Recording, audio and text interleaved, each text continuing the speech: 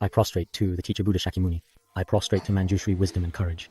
I prostrate to the lineage masters of great kindness, the unsurpassable, profound, and subtle Dharma, difficult to encounter in hundreds of thousands of eons. Now I see, hear, and receive it. May I understand the true meaning of the Tathagata. To liberate sentient beings, arouse unsurpassed and supreme bodhicitta. Now, next, we will proceed to continue carefully studying and exploring the guidance on the preliminary practices of Dzogchen. In this guidance text, we are currently discussing the difficulty of obtaining a human body within the topic of the preciousness of human life. As we have already discussed in our previous sessions, we have covered the 8 freedoms and the 5 self-accomplishments, both of which are important concepts that form the foundation of our study. Now, at this point, we will begin discussing in detail the 5 so-called other accomplishments. You might be wondering, what exactly are these 5 other accomplishments that we are referring to in this context? They are a Buddha's appearance, Buddha teaching the Dharma remaining, one's own entry into the sacred teachings, and being accepted by a qualified spiritual friend. These are the 5. First, let us briefly explain these 5 other accomplishments. As stated in the verses, Buddha appears, teaches Dharma, Dharma remains, and one enters sacred teachings out of a profound and heartfelt compassion for the benefit and well-being of others. Bodhisattva Nagarjuna once provided a comprehensive summary of the 5 other accomplishments, which are the Buddha arising, the Buddha teaching the Dharma enduring, one's own personal entry into Buddhism, and being cared for by a spiritual teacher with a compassionate heart. Here, the significant and profound difficulty of obtaining a precious human body has already been thoroughly discussed. Merely talking about the extreme rarity and exceptional value of a human body, or understanding it through the use of established theory, or by relying on other traditional explanations and interpretations that have been commonly accepted as a way to make sense of the subject matter. Simply put, this is not enough. It is not nearly sufficient enough for the current requirements. For those studying the Dharma, just how difficult it is to obtain a human body, it should, in this particular context, be understood from a logical perspective. In the end, when you practice by yourself, you will gradually feel over time that you truly must cherish it. Otherwise, it is impossible to frequently obtain such a human body. Having gained this human body, you cannot carelessly waste or exhaust it. You should have this kind of firm conviction. Therefore, I hope that all the Dharma friends present, one should truly and sincerely have a longing for the Dharmata teachings of the Buddha thesis, very important, and should cultivate a joyful and open heart. For example, many people are especially fond of singing and dancing in the world. I heard today a celebrity singer came. Tens of thousands of people will very soon start buying tickets for the event. Then they slowly enter the grand venue to enjoy the wonderful singing performances and the beautiful, lively dancing.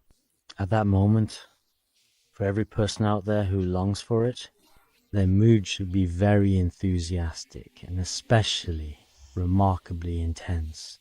In the same way, when listening to the Dharma teachings, everyone should have this kind of deep, heartfelt, sincere longing, truly yearning from within. You need to observe yourself. See if, when attending class today, you have a sense of joy and respect. No matter if you are on the way here or not, no matter how much effort you put in to attend this class, you are willing to do it. You really should have this kind of attitude. Otherwise, it would be rather unfortunate if I didn't listen now, or because others might say something, it wouldn't matter whether you listen or not. With this kind of mindset, the benefit that you gain from the Dharma may not actually be very significant or substantial. So I often think, for example, about people in the world now, in many different places and situations like those attending university. Some of the more prestigious schools might cost hundreds of thousands. The other day, someone was planning to study abroad, and I asked her about it.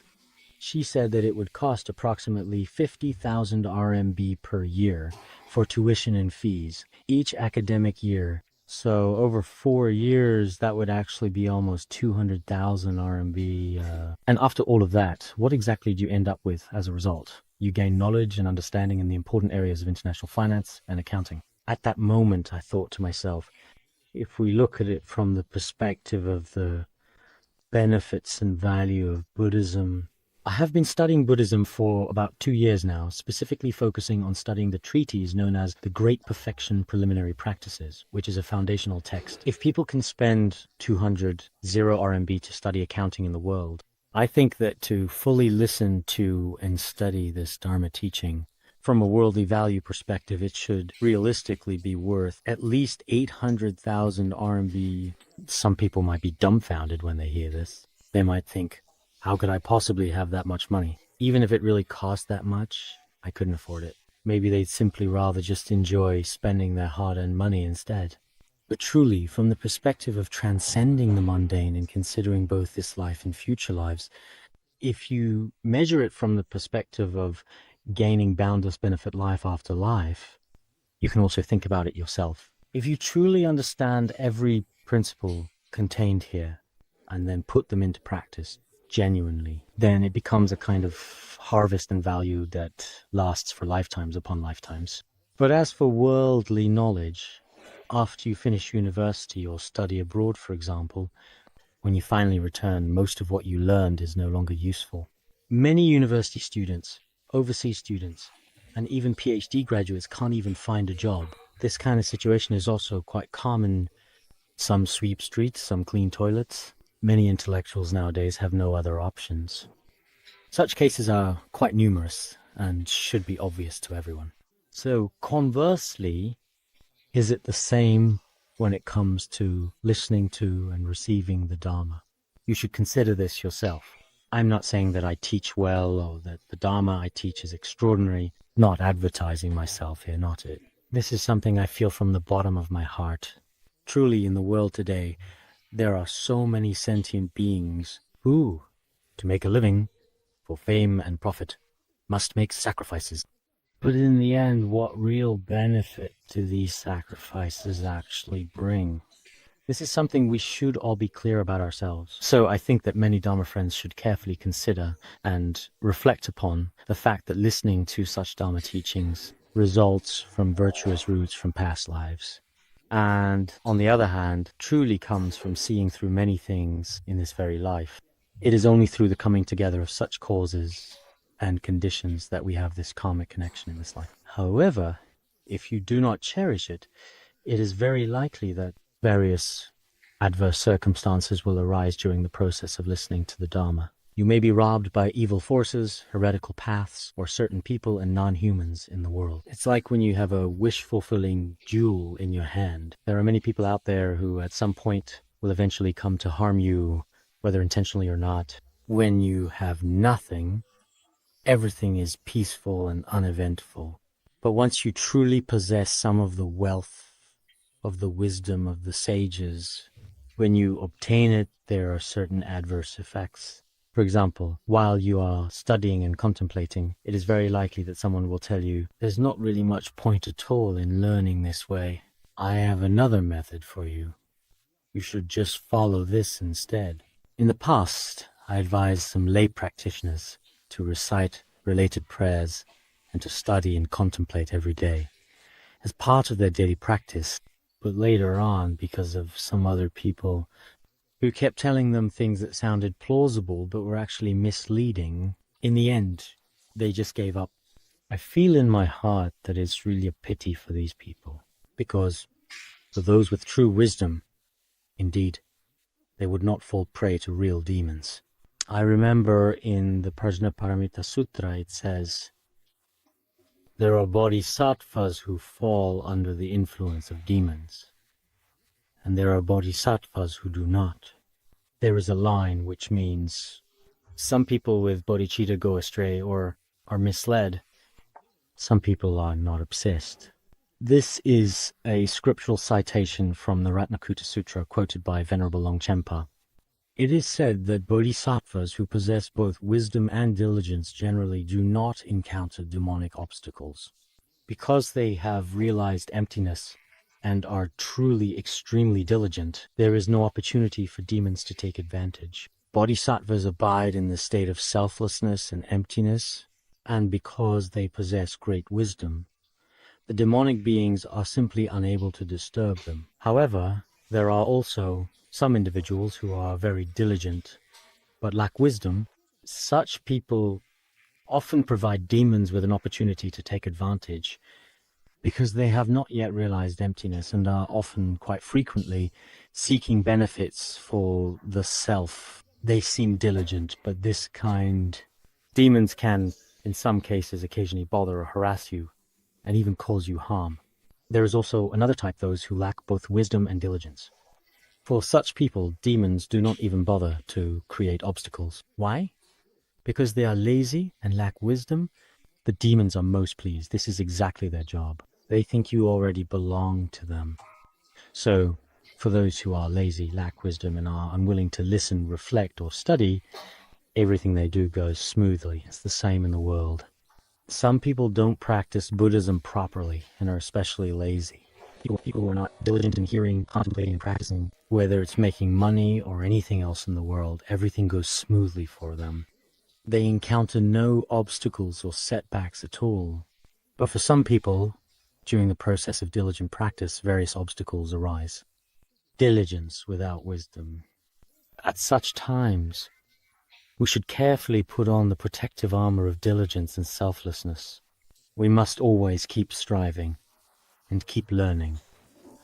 So everyone here should, from time to time, occasionally remind themselves, I see myself going to class daily, but it's not like working at a job in the world simply for the sake of making a living. Don't approach it with that kind of attitude, really. What kind of attitude should we have then? Just like we mentioned earlier, like a seriously ill patient.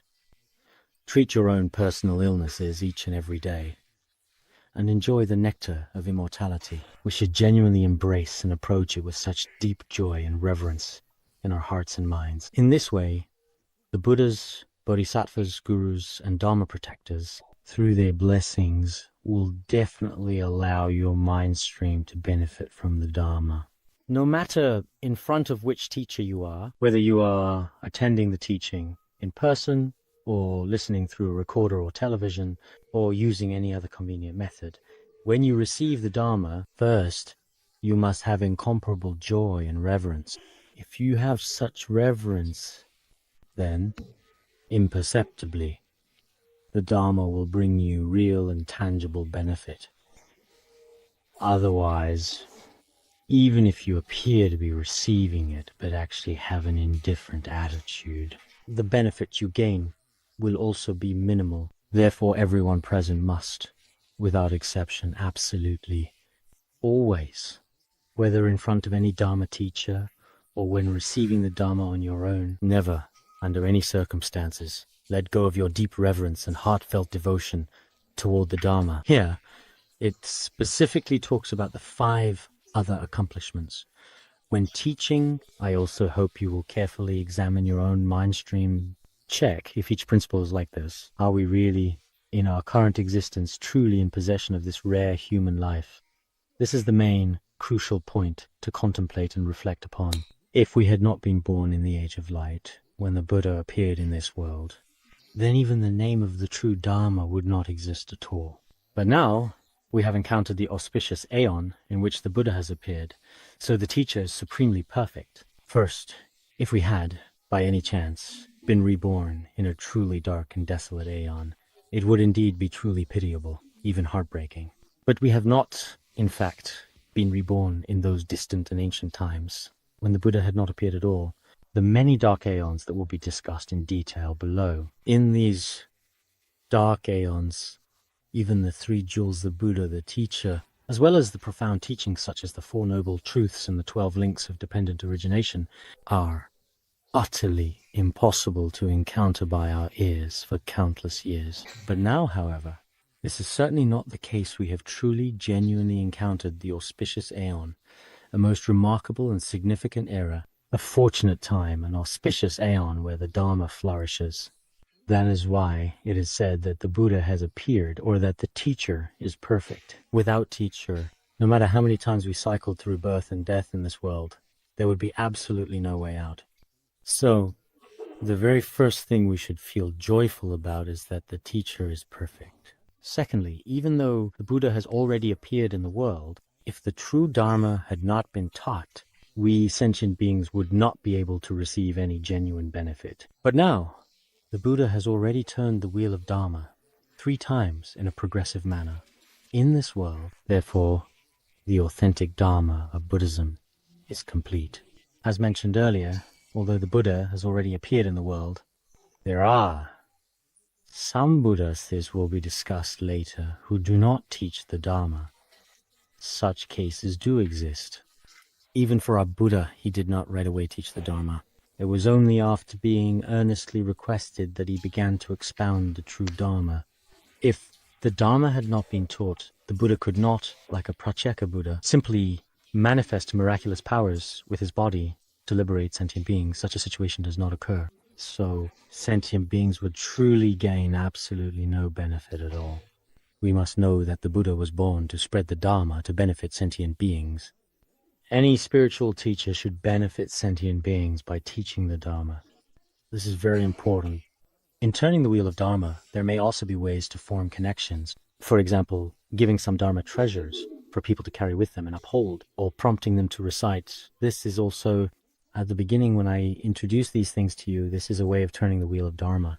For example, when I have you carry the condensed Prajnaparamita Sutra, if I hadn't mentioned it to you first, you wouldn't understand. On the surface, you might think, carrying it isn't turning the wheel of Dharma, I'm carrying it. But in the beginning, if I hadn't really explained it to you, many people might not understand.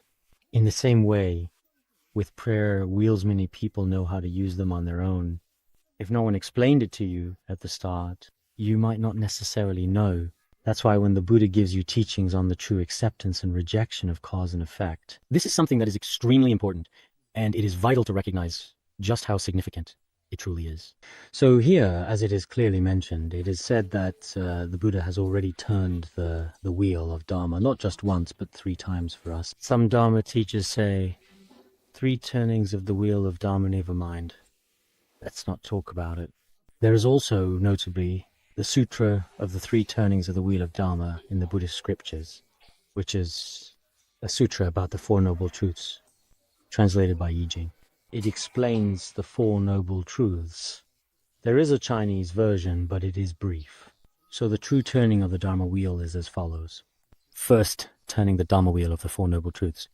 Middle, turning the Prajnaparamita wheel. Final, turning the wheel of distinguishing teachings. These 3 great turnings of the Dharma wheel have indeed already encompassed all the various different sentient beings. Therefore, the Buddha's teachings are complete in this life. Although the Buddha has already taught the Dharma, it is important to note that if the Dharma has already disappeared, it will not have any effect on sentient beings. But now, the period of the Buddha's teachings remaining in the world has not yet been completed. Therefore, this is called the completion of time, or the abiding of the Dharma in the world. Although the Buddha has already turned the Dharma wheel 3 times for us, its fruition period, teaching period, and appearance period, once all these periods are fully completed, it will have already passed. After it has passed, later sentient beings will not be able to receive the benefits of Buddhism. For example, there are certain schools which, even though they have already completed the process of enrolling a number of students but when the holidays come and the school has already closed, then there's simply no way to study there, and it cannot be completed. However, right now the Dharma has not yet disappeared, and the period of the Buddha's teaching still exists. Although the Dharma is still present in the world, if one has not taken refuge in Buddhism oneself, it is of no use. But now that we have already entered the Buddha's path, our own connection is therefore complete. The 4th point is that although the Buddha has already appeared in the world and taught the Dharma, and in fact Buddhism has not yet disappeared either, even today. But if one does not actively approach or enter the Dharma oneself on their own initiative, then there is nothing that can be done. However wonderful Buddhism may be, it is just like many people around us in the world today who refuse to take refuge in Buddhism until death. For people, however wonderful the Dharma, it does not help. It is like people dying of thirst by the riverside. It is useless. But this time, through all kinds of extraordinary causes and conditions, we have already entered the Buddhist path. At entry, various situations may occur. Some people develop right view toward the Buddha. Some enter Buddhism because of conflicts at home. And in fact, some individuals actually join Buddhism for the sake of material wealth or for various other worldly goals. But when one truly understands the meaning of Buddhism, no matter what the path was, one has already encountered the Dharma. This is indeed called the fulfillment of one's own extraordinary karmic connection. And it can also be called one's entry into the faith. Is this the same as the self-accomplishment mentioned earlier? Actually, it's not the same. This mainly refers to entering the faith. Because Buddhism exists, one enters the faith. From this perspective, it ought to be regarded as, in essence, a kind of external cause or condition. Even after entering the Buddhist path, if one is not taken under the guidance of a virtuous spiritual friend through favorable conditions, then one will remain ignorant of the true principles of the Dharma. Now, having received the guidance of a virtuous teacher, this is called the perfect cause of supreme compassion, or the auspicious condition of being guided by a supreme teacher. As mentioned earlier, although the previous four conditions are already present, but after entering the teachings, your refuge is merely superficial in form. In reality, if you have not encountered a truly excellent spiritual teacher, then you will not understand even the most fundamental basics of Buddhist doctrine or truth. You will essentially know nothing at all. This is nothing more than a superficial appearance. Some monastics have already been ordained for 10 or 20 years, yet even now they do not understand the basic precept. Some people have taken refuge for many years, but even now they lack the fundamental mind of bodhicitta and the mind of refuge, and they barely know how to practice the meditation on the preciousness of human life. Such people, in reality, cannot be considered as truly and genuinely possessing, in any real or genuine sense, a perfect human rebirth. Therefore, if in this life we have not only entered Buddhism, but have also sincerely embraced its teachings, committed ourselves to following its path, but also have the good fortune to be guided by a qualified spiritual teacher, I believe this is extremely crucial. Because the previous four conditions have already been fully met, but if you do not later encounter a truly excellent spiritual teacher, one who possesses genuine realization and understands the Dharma, if you do not encounter such a spiritual teacher, then it is of no use either. So first, we should recognize that everyone here possesses these five external perfections. These five perfections require dependence on external conditions to be complete. Therefore, they are called the five external perfections. You should all understand that the previous internal perfections depend on oneself, whereas these depend on external factors. For example, the appearance of the Buddha in the world, the Buddha teaching the Dharma, and the Dharma remaining in the world. All of these are ultimately accomplished or fulfilled in our daily lives, mainly through various external causes and conditions that arise and come together around us. Hence, they are called the five external perfections. Next, I will explain each one in detail, starting with the appearance of the Tathagata. The appearance of the Tathagata in the world is extremely rare. When we reflect on this, we realize that this is probably not such an easy thing. We might think that the Buddha's appearance in the world and turning the wheel of Dharma is very simple, and perhaps some people do think this way, but it is not so. The arising of Buddhas in the world is extremely rare and difficult to encounter. There is a line about this in the Lotus Sutra. The manifestation and appearance of the Buddha in the world, in our world, is truly indeed extremely rare. In ancient China, during a time when Buddhist philosophy and sacred texts were deeply studied and revered, an important work known as the Record of the Meaning of the Mahaparinirvana Sutra was, first, it is difficult for a Buddha to appear in the world. Second, it is difficult to obtain a human body. This also points out that the appearance of a Buddha is extremely rare.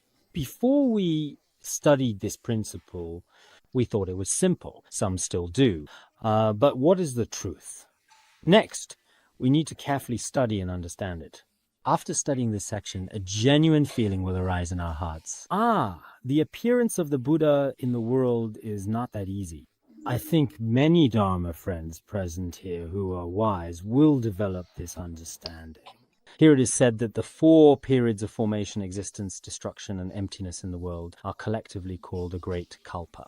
Those who have studied Abhidharmakosha should know that, in fact, regarding basic Buddhist terms, concepts, and principles about the world, it is still important to understand that studying Abhidharmakosha is very important. In the Abhidharmakosha, it is clearly explained that the entire world as a whole goes through 4 stages: formation, abiding, eventual destruction, and finally becoming empty. These 4 stages are respectively called formation, abiding, destruction, and emptiness. Each stage is composed of a total of 20 unique and distinct intermediate kalpas, which are transitional periods. Formation and abiding each last 20 intermediate kalpas. Destruction, as well as the final state of emptiness, in this context, each of these also have 20 intermediate kalpas. Altogether, there are 80 intermediate kalpas, which are called a great kalpa. The concept of a kalpa encompasses a vast span of time, unlike what some people today think: few million years, hundreds of thousands, of 5,000-year history of humanity. These kinds of statements are actually quite simplistic. But nowadays, some people, especially those who know nothing about Buddhism's vast concepts of time and space, may not believe it. Because from the perspective of Mahayana Buddhism, some teachings are indeed very profound. But regardless of that, in any case, we should introduce this to such people in this way. At first, after the introduction, some people might have some doubts. But with doubt over time, it can become right view. However, you must never, when you don't understand something yourself, just casually slander or simply deny it to others. That is unreasonable. You must never, under any circumstance, absolutely deny principles that you yourself cannot comprehend. Otherwise, you may have to pay for the mistakes you make with your own life. This is something Shakespeare said. Where did he say it? So there are certain individuals, people from various backgrounds and places living in different parts of the world. As mentioned just now in A Midsummer Night's Dream, he said this. So I really worry about some people in the world. So when we happen to talk about the 3,000 Great Thousand Worlds, or when we are speaking about a Great Kalpa, for instance, how is time that long? But there's nothing you can do. Take a summer mosquito. If you try to explain to it that a human's lifespan is 100 years, it only has a very short life. Its lifespan is brief, so it definitely can't accept it. We specifically talked to a few little ones in the summer. You know, some summer mosquitoes, in fact, only live for a single day, just one day, and we bring them together to hold a special training classes to explain to them just how long the human lifespan really actually is. At that point, none of these little insects would accept it. Why is that? Because they simply use their own lifespan to measure the history of humankind. That would be exhausting. There's nothing you can do about it. So we humans are like this when it comes to vast time and space. There are definitely some people now who wonder, could this really be the case? It's understandable to have such doubts. Our wisdom is, in truth, truly, in many ways, extremely limited. You could even, in fact, quite reasonably call it narrow-mindedness. Next, it says, this is called a great kalpa. Within it, the era when a perfectly enlightened Tathagata appears in the world is called a bright kalpa. A kalpa, where a Buddha appears in the world and turns the wheel of Dharma, is called a bright kalpa. A kalpa in which no Buddha manifests in the world is sometimes referred to as a dark kalpa. Here, dark and bright do not refer to whether there is sunlight or not. This is not discussed from that perspective. It should be comprehended or understood in this context from the perspective of whether or not there is the illuminating light of the Dharma teachings. Now, let's look at the past time together. We'll very carefully examine and analyze them one by one, step by step. First, in detail, in the past, there was a kalpa called the Manifest Joy Great Kalpa. The Manifest Joy Great Kalpa is a bright kalpa. During this kalpa, 33,000 Buddhas appeared in the world. You see, this is a bright kalpa. In some kalpas, many Buddhas appeared, 33,000 Buddhas manifested in this one. Indeed, after this bright kalpa ended, 100 dark kalpas followed. As you can see, there was actually first a bright kalpa and then 100 dark kalpas.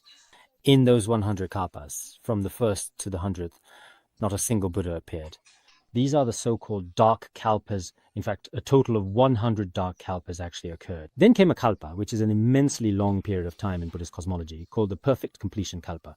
During this significant era, a total of 80 crore Buddhas, meaning 800 million fully enlightened beings appeared. After 100 dark kalpas, a bright kalpa came. In this bright and auspicious kalpa, a period of immense time, 80 million Buddhas appeared in succession. Then there were 100 marginal kalpas, which are also dark kalpas. Again, there were 100 dark kalpas when Buddhism did not flourish and no Buddhas appeared. After that came the virtuous kalpa, during which, notably, 84 crore Buddhas appeared. Following this, there were 500 dark kalpas. Next was the joyous vision kalpa, during which 80 crore Buddhas appeared. Another 700 dark kalpas followed. Then came the great joy kalpa, a period of time during which 60,000 Buddhas appeared and came into existence. You can all try to calculate the classifications of these kalpas above for yourselves at your own pace, in your own time, if you wish. First, after one bright kalpa, there are in total 100 dark kalpas in succession, one after another. Then, after another bright kalpa, there are also 100 dark kalpas. After another bright kalpa, there are 500 dark kalpas. Then, after one light kalpa, there are 700 dark kalpas.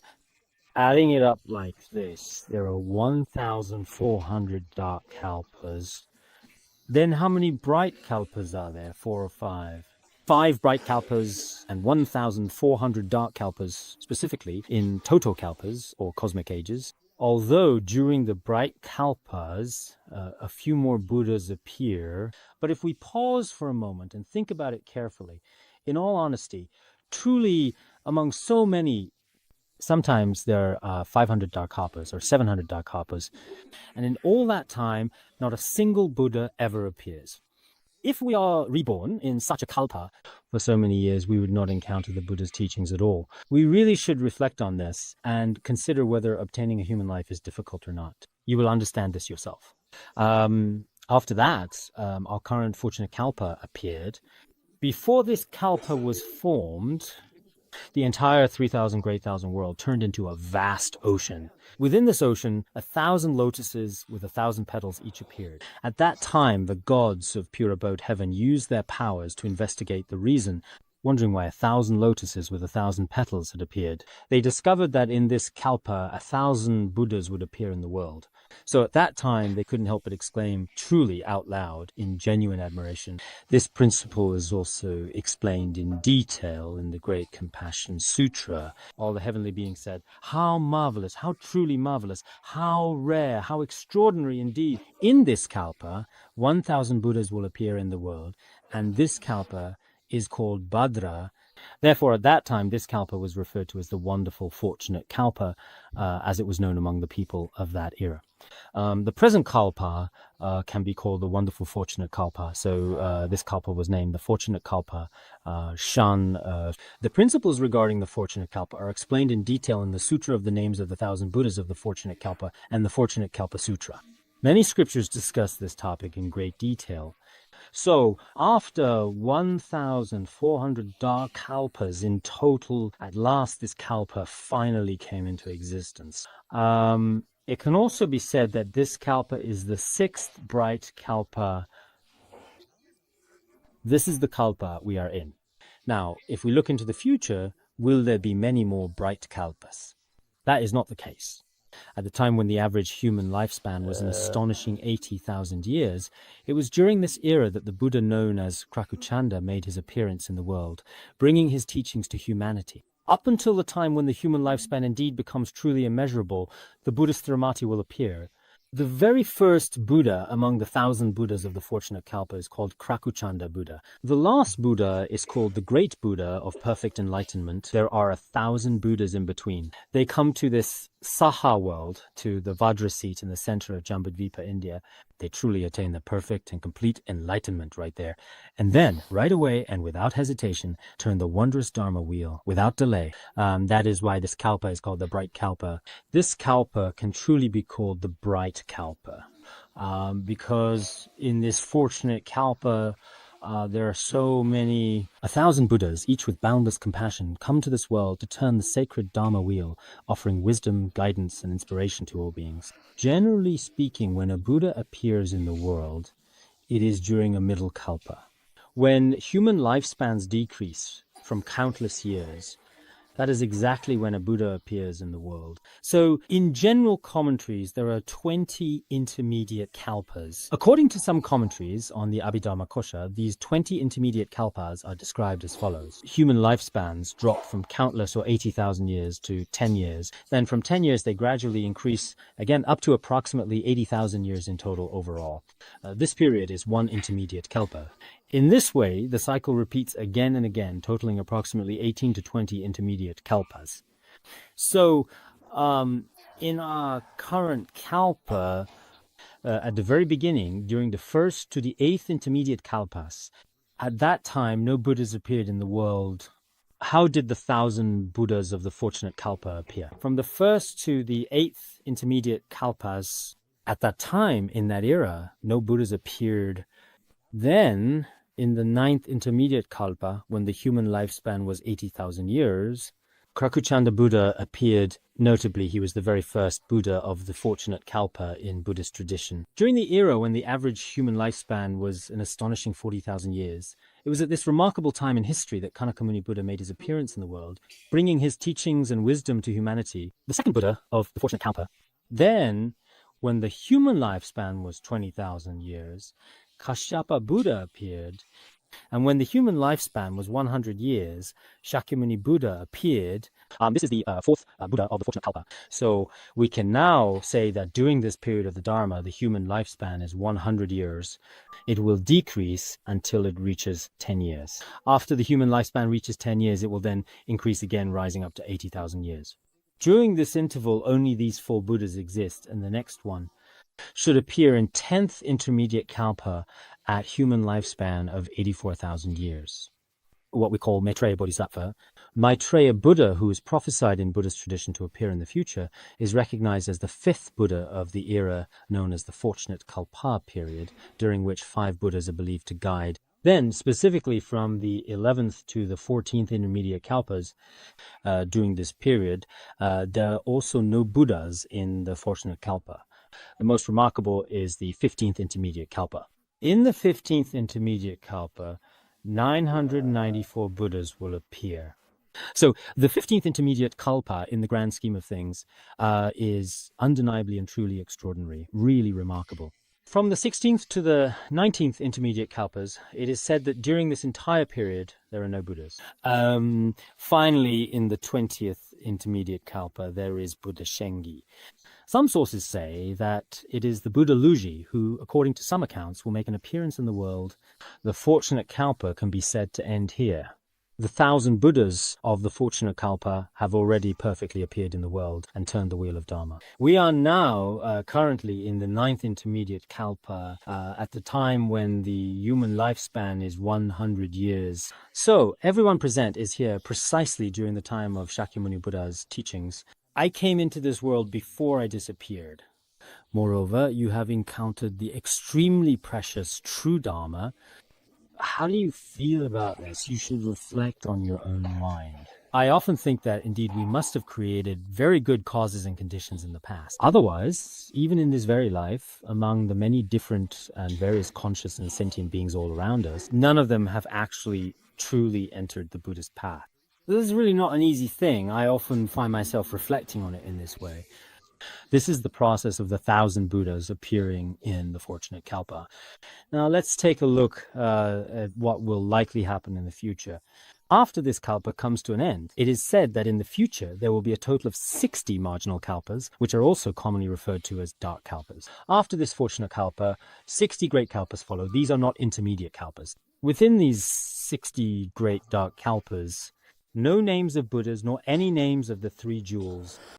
Next is the countless kalpas. When there are 10,000 Buddhas, then is a bright kalpa in this bright kalpa. Unlike now, when there are only 1,000 Buddhas, then 10,000 Buddhas appear. Subsequently, there are in total another 10,000 so-called evil kalpas, which are also referred to as dark kalpastan, 1,000 dark kalpas in total, all of which are considered to be extremely dark and ominous kalpas. There is no further description after that. You can think about it yourselves. Previously, among 1,400 dark kalpas, there were only 5 or 6 bright kalpas in total Following that period, it is said that there are also in total 10,060 dark kalpas, and as is recorded, only 2, or perhaps just 1, single bright kalpa in all. Altogether, it is estimated that there may possibly be more than approximately 11,000 dark kalpas in total, according to current understanding. There are 6-7 bright kalpas, dark kalpas number 11, 0 plus. If we really think about it, the difference between them is quite frankly truly and remarkably vast. Therefore, is it really easy for us to encounter the moment in time when a Buddha appears in the world?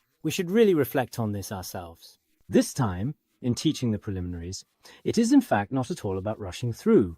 It's not about making everyone finish listening right away. I want to determine how much to teach each day so that everyone can truly, fully, and completely internalize and deeply absorb the content being taught. If each individual point is genuinely and thoughtfully contemplated and then carefully reflected upon and considered in your own mind with sincere attention and genuine care, by implementing this, we can expect to see tremendous and far-reaching benefits that will significantly enhance the effectiveness, efficiency, and overall quality of our practice. Bright kalpas and dark kalpas alternate with one another in this way, taking turns appearing over periods of time. If we encounter a dark kalpa, even the names of the 3 jewels will no longer exist. You simply wouldn't be able to hear them at all, let alone practicing the Dharma, circumambulating, joining your palms, or making prostrations.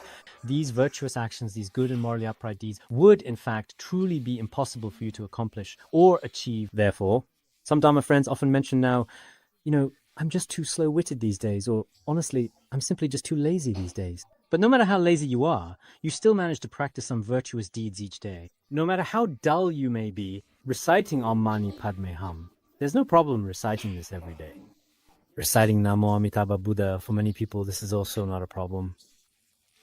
I think this is very meaningful as it provides a sense of purpose and significance. It makes me reflect on, compared to the vast world and the long passage of time and the karmic connections of sentient beings over this span, we still have some truly exceptional, remarkable, and quite extraordinary good fortune, especially the Vajrayana teachings of Tantric Mantra. They only very rarely, as is well known, appear in the world. It is especially rare and precious that we have now encountered the Tantric teachings. This time what we are teaching is exactly the Tantric teachings. Some people ask, hey, when are you going to teach the Tantric teachings? You guys are slow, aren't you? When are the Tantric teachings being taught? They're being taught now.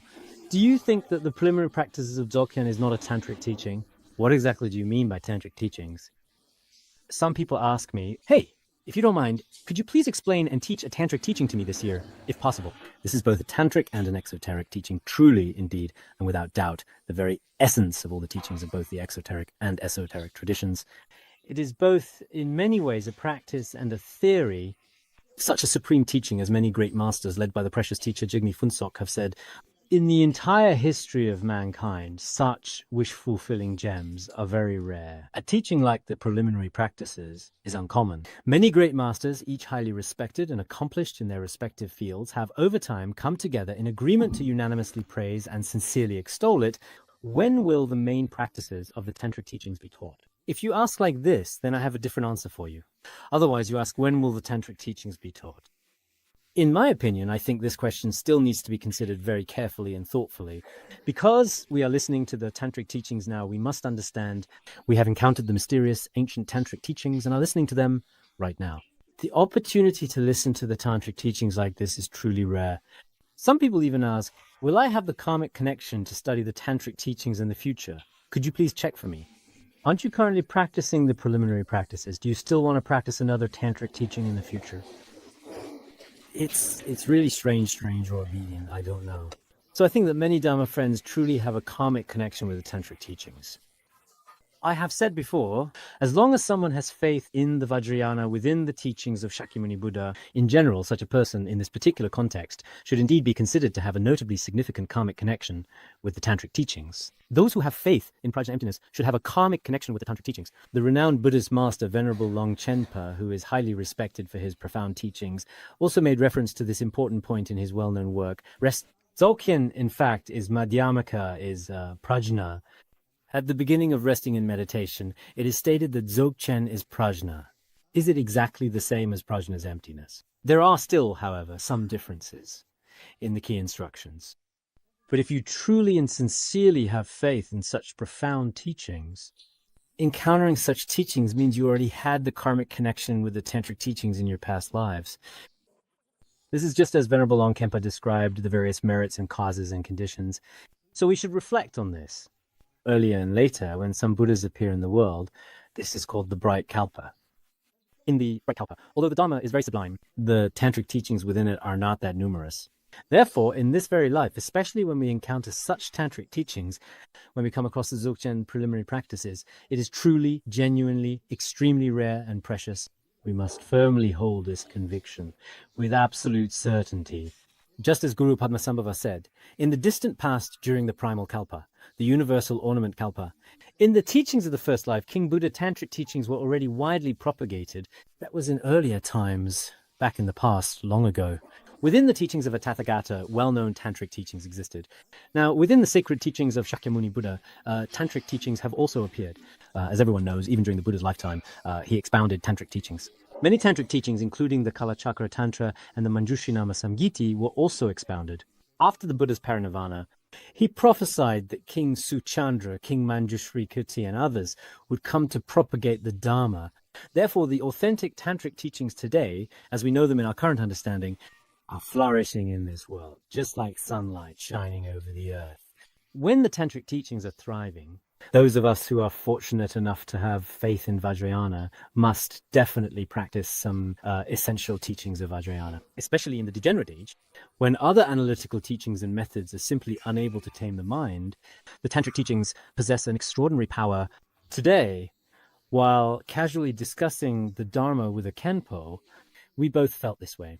Because the pith instructions of Trekcho in the secret mantra tradition are particularly special in the secret mantra tradition, including the preliminary practices and other profound teachings, can directly and effectively cut through complex discursive thoughts in the minds of people who are truly living in the degenerate age. Venerable Longtempa also spoke of the many truly numerous merits, indeed, of the tantric teachings in the degenerate age. The discursive thoughts and afflictions of many sentient beings are extremely difficult to subdue. But the tantric method is like something mysterious and subtle that has gradually taken shape and developed over a very long period of time, unfolding slowly and steadily as the years have passed.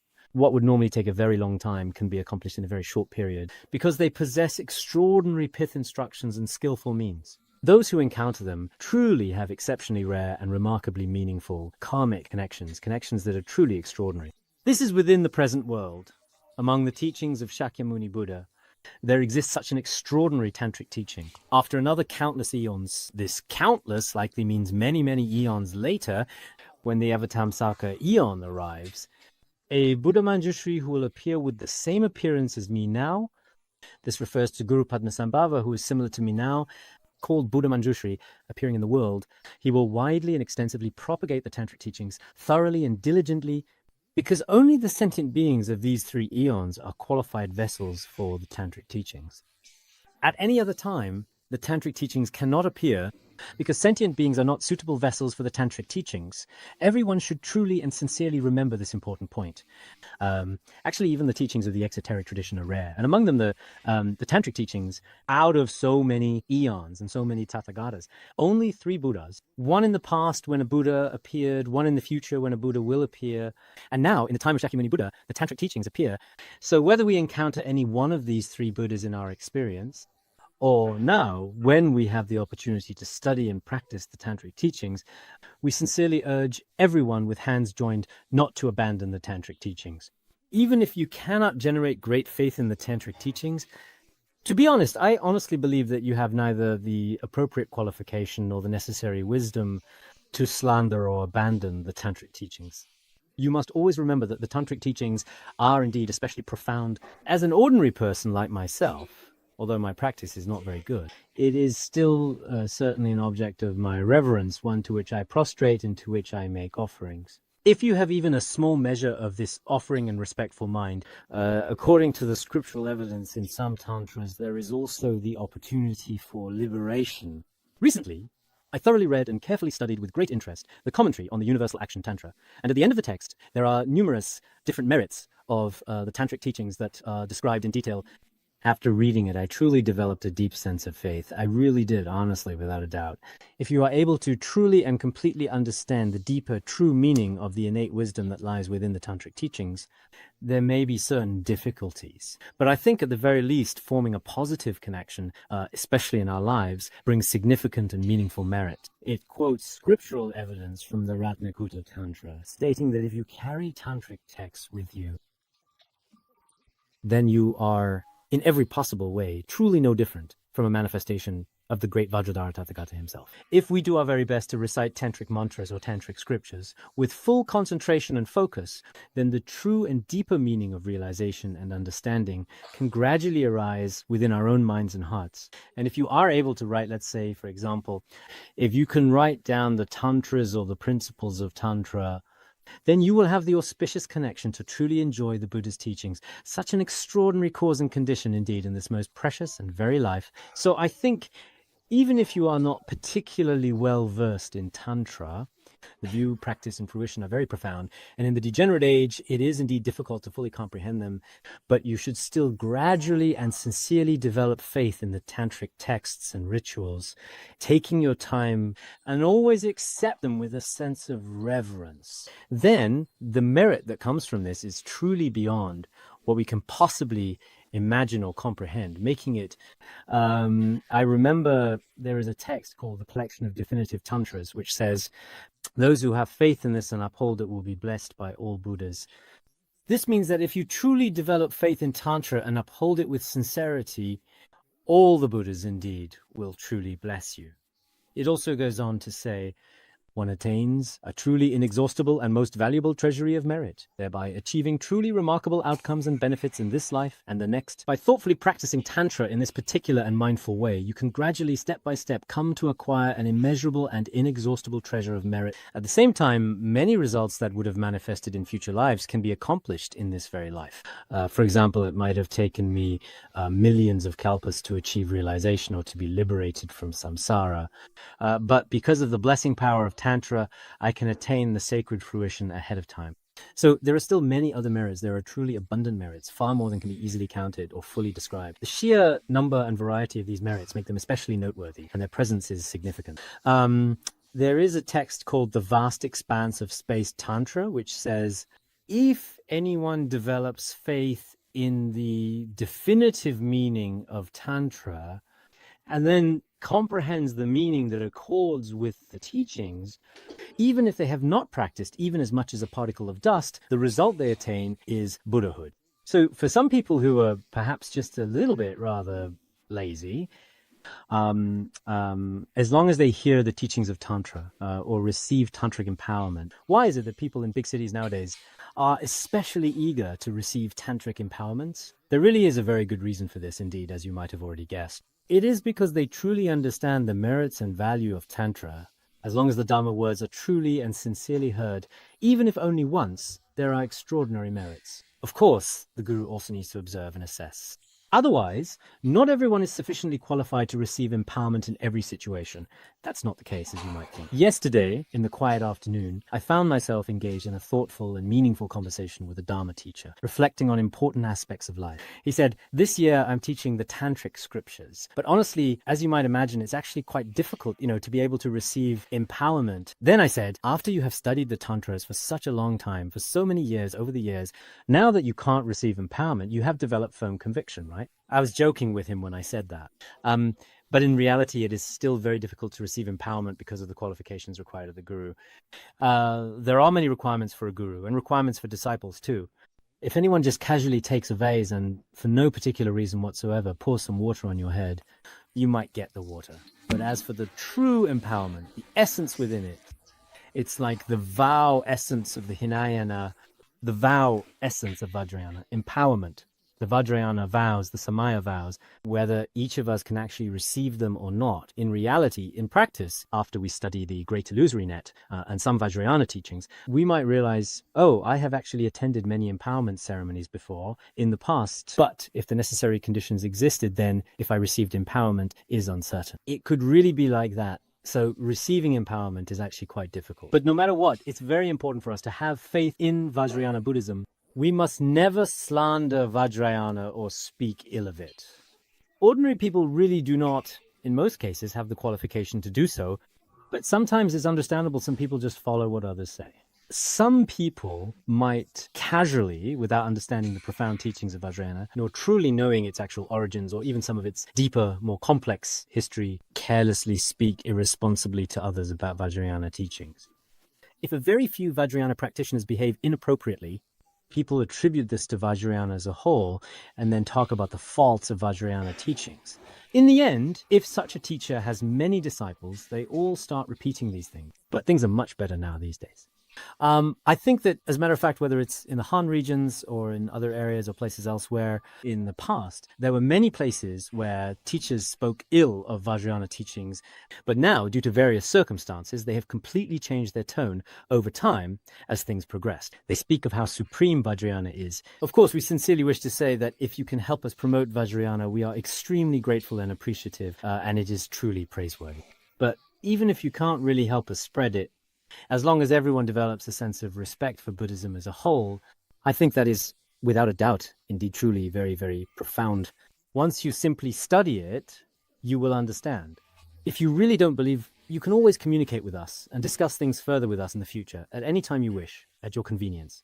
We have, in fact, already been studying for approximately 10 to 20 years now. We certainly don't dare claim to have attained any very profound realization. But in terms of doctrine, we can definitely discuss with those who have never studied before, or with people studied for 2 or 3, 5 or 6 years. There shouldn't be any problem with that. In this way, you can speak face to face and, for example, say, the doctrines of Vajrayana are unreasonable, the rituals are unreasonable, the practices are unreasonable, and that all of the Buddha statues, the acts of subjugation, the concept of union, these are all, in fact, completely unreasonable. If you truly and absolutely have some very reliable and convincing evidence that can be verified, then we can have a meaningful discussion. But in reality, how many really wise people are there actually have already clearly clarified and thoroughly explained this issue in the end, except for a very few, those who are completely unreasonable and hold wrong views. The people who genuinely reason things out, whether in India or Tibet, and now in the Chinese-speaking world, there are many intellectuals and great masters. They too have truly cultivated and developed faith in Vajrayana Buddhism over a period of time. Therefore, the views of Sutrayana and Vajrayana ultimately become harmonious and fully integrated with one another, blending seamlessly together in a unified understanding so that there is no contradiction or conflict between them at all. Reaching such a state is what it means for the various schools and traditions of Buddhism to be non-contradictory. In this way, it is also very good for us to promote the teachings. When disciples study, whether they study Sutrayana or Vajrayana, everyone will be truly happy, and there will be absolutely no barriers at all between each other. If you have the karmic connection, you can also practice even more supreme Vajrayana teachings and instructions yourself. Many great masters throughout history have done so. Those who truly possess wisdom, cultivation, and realization, he won't reject. However, ordinary worldly people, those who are narrow-minded and ignorant, often cannot accept other people's traditions at such times. One should study more widely. Today, we briefly talked about the fortunate aeon. In the present fortunate aeon, when the human lifespan is 100 years, the perfectly enlightened Buddha Shakyamuni has already appeared in the world. Therefore, the fortunate aeon is, without a doubt, truly an era of radiant and brilliant light. Today, we have encountered such an era of light. Everyone should truly give rise to a sense of joy, reflect carefully and thoroughly, repeatedly, on the content and ideas that have been discussed above with care. I believe that the Dharma is not just something to talk about. If you reflect on it again and again and find the feeling, then your own practice will be very good. Whether you are explaining it to others, for example, to your friends, family, or colleagues, or practicing it yourself in your daily life, you will find that it is very easy to do and simple to understand. But if you haven't found that feeling at all, then your practice may be very exhausting and painful. There's no reasoning behind it, and you're not allowed to go out. You just sit there all the time, and if you go out, you're afraid the caretaker will catch you. If you choose to stay at home, you find that you can't really settle down either, so you just end up sitting there for a while again, maybe lost in thought. If you don't feel anything at all, such a person is truly suffering. If you gain even just a little bit, even the smallest amount, just thinking about it, makes time seem to pass by very quickly. For example, the principle we just discussed about his attainment and the Buddha's appearance in the world, as soon as you think of it, time flies by. Whether it's half an hour or 2 hours in retreat, it's over before you know it. Because when you are settled in this state, you truly gain something. And this kind of firm understanding, for example, if I practice well today, then even 20 years from now, the firm understanding I cultivated before will not be easily lost. Because at that time, my mind truly merged into that state. If you don't have this, your practice will just be superficial and you'll forget it by tomorrow there's nothing left. Today you sit and retreat, and once it's over, it's gone as if it never happened. Tomorrow, it's gone too. So this kind of practice isn't good. You still definitely need to reflect a bit more on the principles. All right, we'll stop here.